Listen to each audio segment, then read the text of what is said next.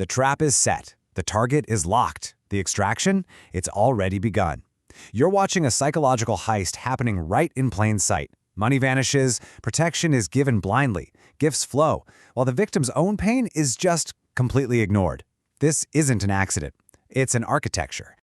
So who is the resource here? His attention is totally seized by an invisible structure. Her messages flood his mind, and he actually believes he's found something rare. He thinks he's making independent choices, but the reality, it's far darker. His mental bandwidth, his financial assets, his protective instincts, they've all been converted into raw materials. He is being used right now. His judgment has completely collapsed, and the craziest part, the single hidden signal proving he's being drained is entirely withheld from his awareness. Listen to me. If you don't recognize the sequence being used against him, you're going to stay blind when it happens to you. Let's break down this explainer. We are looking at 4 escalating strategies, 4 precise steps that ruthlessly convert ordinary affection into a calculated extraction of wealth and sanity. It starts quietly, it escalates predictably, and it ends with a total disablement of rational judgment. Let's get into it.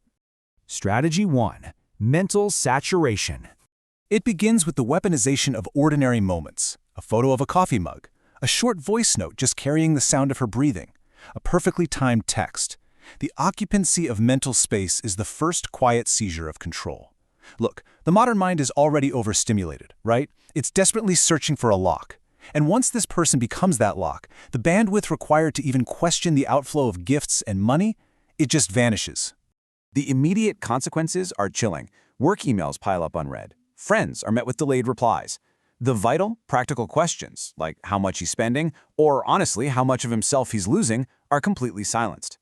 External urgencies fade entirely because the available attention required to audit his own life has already been claimed by the saturation. Strategy 2. Manufactured centrality.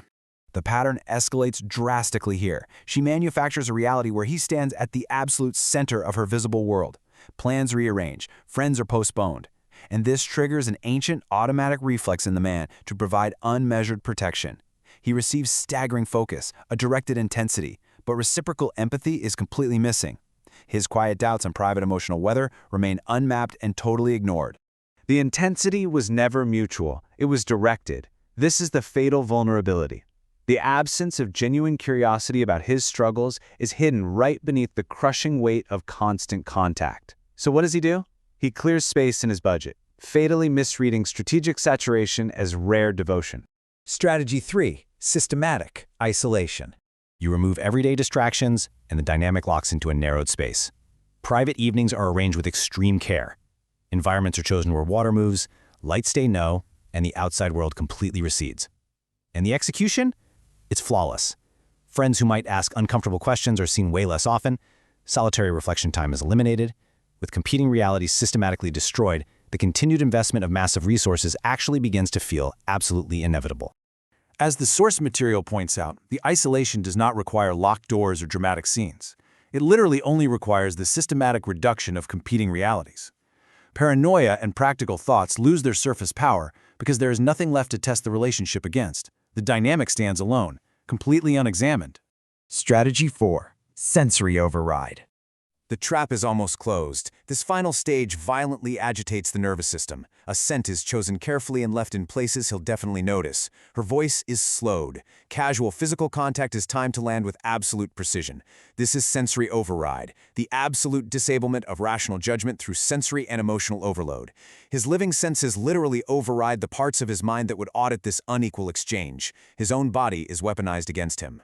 Judgment weakens not through argument, but through overload.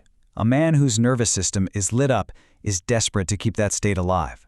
He continues the heavy flow of money, gifts, and protection, simply because stopping means losing the sensory intensity that has been meticulously engineered to blind him. The rising chain, the missing signal revealed. The architecture is fully built now, but the hidden signal proving he is the resource is finally exposed.